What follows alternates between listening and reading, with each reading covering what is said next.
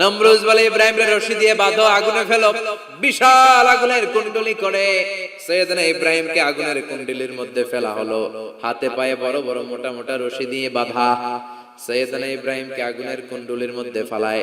সৈয়দনা জিব্রাইল বলে, ও সৈয়দনা ইব্রাহিম, আপনি বলেন আমার পাখার আঘাতে আগুনগুলো এক পাশ থেকে আরেক পাশে, এক দেশ থেকে আরেক দেশে উড়িয়ে নেই, বিশাল আগুনের কুণ্ডলিকে এক ঝাপটা মেরে থামিয়ে দেই।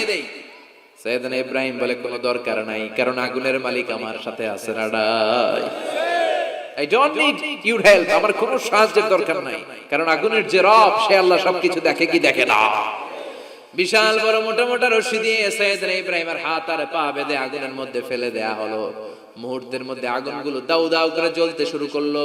হাতের রশিগুলো পায়ের রশিগুলো মুহূর্তের মধ্যে জ্বালিয়ে দেয়।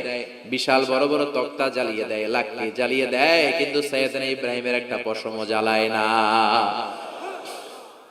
আজও যদি তোমাদের মাঝে কেউ ইব্রাহিমের মতো ঈমান আনিতে পারো, অগ্নিকেও পুষ্প বলে পরিণত করিতে পারো, ঠিক কি না? মুসার মতো ঈমান হলে রাস্তা হবে সাগর জলে, ইউসুফের মতো ঈমান হলে একে একে দরজা খুলে।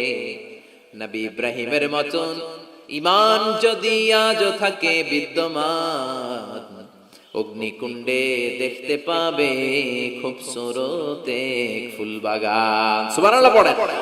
আল্লাহ বলেন, কুলনা ইয়া নারু কুনি বারদান ওয়া সালামান আলা ইব্রাহিম। আল্লাহ বললেন, আগুন, দুনিয়ার শুরু থেকে তোকে একটা ধর্ম আমি দিয়েছি, যা পাবি জ্বালিয়ে ছারখার করে দিবি, কিন্তু আজকে কয়েকদিনের জন্য তোর জ্বালানোর ক্ষমতা আমি আল্লাহ কেড়ে নিলাম। তে আমার ইব্রাহিমের জন্য ঠান্ডা হয়ে যা। কি হয়ে যা? তবে আগুন খবরদার এত বেশি ঠান্ডা হবি না যাতে ইব্রাহিমের সর্দি না লেগে যায়। সুবহানাল্লাহ পড়ে।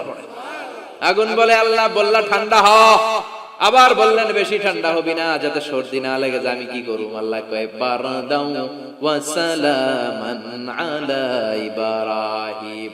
আমার ইব্রাহিমের জন্য এয়ার কন্ডিশন, নাতিশীতোষ্ণ, গরম নয়, ঠান্ডা নয়, এরকম জান্নাতের গুলবাগিচা হয়ে যা। আল্লাহু আকবার। সাইয়েদনা ইব্রাহিম আগুনের ভিতরে 40 দিন ছিলেন। চিল্লা এখন কয়দিন? একটা পশমও পুড়ে নাই। আগুন থেকে বেরিয়ে উনি অনেক দিন বেঁচে ছিলেন।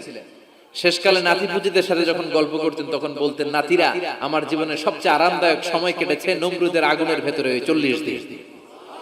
ওই 40 দিন যে সুখ, আমোদ, ফুর্তি, আনন্দে আমি ছিলাম, আমার জীবনে কোনো সময়, কোনো মুহূর্তে এত সুখ, এত আনন্দ, এত চমৎকার সময় আমি কাটাই নাই। চিল্লা এখন সুবহানাল্লাহ। এবার আল্লাহ ডেকে বলেন, নমরুদ, টাইম ইজ আপ, তোর সময় শেষ, অনেক বেড়েছিস, অনেক সুযোগ দিয়েছি, আর না। আমি আল্লাহ সব সময় ধরি না, ধরলে ধরে না, ধরলে আল্লাহ ছাড় দেয় কিন্তু ছেড়ে দেয়। সুবহানাল্লাহ পড়ে। আল্লাহ কি দেয়? ছেড়ে দেয় না। আল্লাহ বলে, নমরুদ, এবার তোর শাস্তির পালা। তোরে আমি ফেরেশতা দিয়ে মারবো না, জিন দিয়ে মারবো না, সাইয়েদনা ইব্রাহিম দিয়ে মারবো না, তোরে মারবো আমি ল্যাংড়া মশা দিয়া। সুবহানাল্লাহ পড়ে। আল্লাহর বাহিনী, বাউদা জুনদুম মিন জুনুদুল্লাহ, এই মশাগুলো কিন্তু আল্লাহর সৈনিক। এই বাতাস আল্লাহর সৈনিক। 50 আর 70 কিলোমিটার বেগে যদি একটা বাতাস বয়, সব শেষ হয়ে যাবে, ঠিক কি না? এই জলোচ্ছ্বাস গুলো আল্লাহর সৈনিক, এই ভূমিকম্প আল্লাহর সৈনিক। ছোট্ট একটা ল্যাংড়া মশা নমরুদের নাকের ভিতরে দিয়ে ঢুকে কামড়াতে শুরু করছে। নমরুদ লাফাইতে শুরু করছে। নমরুদ রে সবাই কয়, নমরুদ তুমি ড্যান্স দাও কেন? কারে ড্যান্স না, মশায় কামড়ায়। মশারও কামড়ানো বাড়ায় দিছে নমরুদ। এবার I M A disco dancer, disco dancer হয়ে গেছে। খালি লাফায়, খালি ডান্স দেয়। আহা, নিজের মাথার মধ্যে নিজে আঘাত করে, ঘুষি মারে, কিন্তু মশা বের হয় না। অমিয়া, এই মশা ঢুকছে কার অর্ডারে? এটা যদি বেরোতে হয়, বেরো হবে কার অর্ডারে? সে মাথার মধ্যে কিল মারে, ঘুষি মারে, নিজের নিজে আহত করে ফেলে, মাগার মাথা থেকে মশা বের হয়। নাকের ভিতর দিয়ে মশা ঢুকে কামড়ানো, এটা কি চারটেখানি কথা? শীতকালে যখন কাঁথা গায়ে দিয়ে শুয়ে থাকি, মশা যখন পন পন পন পন করে কানের সামনে, খারাপ লাগে না? আবার কাঁথা টাথা সরিয়ে আবার শুয়ে, আবার বন বন বন বন। তো কানের সামনে পন পন করলে যদি আপনার এত কষ্ট লাগে, নমরুদের নাকের ভিতরে দিয়ে ঢুকছে, মস্তিষ্কে কামড়াচ্ছে, ওর কেমন লাগে? নমরুদ আর পারে না, অসহ্য, নিজের নিজে মারতে মারতে হাত পা কপাল সব লাল করে ফেলেছে। অবশেষে আশেপাশে চাকর বাকর খাদেম খুদ্দাম যারা আছে সবাই বললো, আমি আর পারিনি, এবার তোরা মার, তোরা মার। সবাই কয়ে, নমরুদ আজীবন নাম করে মারছো, এবার পাইছি খেলা, এবার ইচ্ছা মতো তোরে পিড়াম। এবার সবগুলা মিলে নমরুদরে মারা শুরু করছে। মারতে মারতে বেহুশ মাগার মশা বেরোয়। এই মশা ঢুকেছে কার অর্ডারে? বের হবে কার অর্ডারে? তারপরে বেরোয় না, নমরুদকে এবার আমারে জুতা মার। কি মার? এখন আমরা পরি প্লাস্টিকের জুতা, চামড়ার জুতা, তখন পড়তো খরমের জুতা, কাঠের জুতা। খরমের জুতা, চামড়ার জুতা। খরমের জুতা বানায় কি দিয়া? কথা কয় চিনেন? এবার ক্যামেরা জুতা মার। সবাই এবার কাঠের জুতা লইছে, ইচ্ছা মতো পিটান শুরু। পিটাইতে পিটাইতে ওর মাথা ফাটিয়ে রক্তাক্ত করে শেষ। নমরুদের খেলা শেষ। নমরুদের খেলা যখন শেষ, আল্লাহর সৈনিক ওই ল্যাংড়া মশা নাক থেকে বের হয়ে শূন্যে উড়াল দিয়েছে। চিল্লায় পড়েন আল্লাহু আকবার। পৃথিবীতে কেউ তো স্থায়ী হয় না, হোক না সে ফেরাউন কিবা নমরুদ। কেউ ভাবে চিরদিন রয় না, কেউ ভাবে চিরকাল রয় না। পৃথিবীতে কেউ তো স্থায়ী হয় না, হোক না সে ফেরাউন কিবা নমরুদ। কেউ ভাবে চিরদিন রয় না। চিল্লায় বলেন ঠিক কিনা? নমরুদ আজীবন থাকতে পারছে? ওর ক্ষমতা, ওর দাপট, ওর জুলুম, ওর অত্যাচার, ওর শেষ রক্ষা করতে পেরেছে? কথা কন। ফেরাউন রে ফেরাউনের দাপট আর ক্ষমতা বাঁচাতে পেরেছে? এখনো যারা দাপট দেখায়, জুলুমবাজ, এদের ক্ষমতা দাপট এদেরকে বাঁচাতে পারবে না।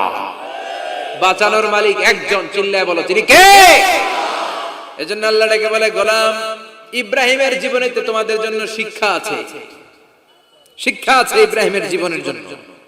ও নবী, আমি এই কিতাবকে আপনার কাছে পাঠিয়েছি অন্ধকারাচ্ছন্ন মানুষগুলোকে অন্ধকার থেকে আলোর দিকে নিয়ে যেতে। এই কোরআনের ভেতরে আলো আছে না নাই? সবকিছুর সমাধান আছে না নাই? সমাধান চাও যদি জীবনে, মরণে ফিরে যাও, খুঁজে নাও চোখ রাখো কোরআনে। সুবহানাল্লাহ পড়েন। চোখ রাখবেন কোথায়?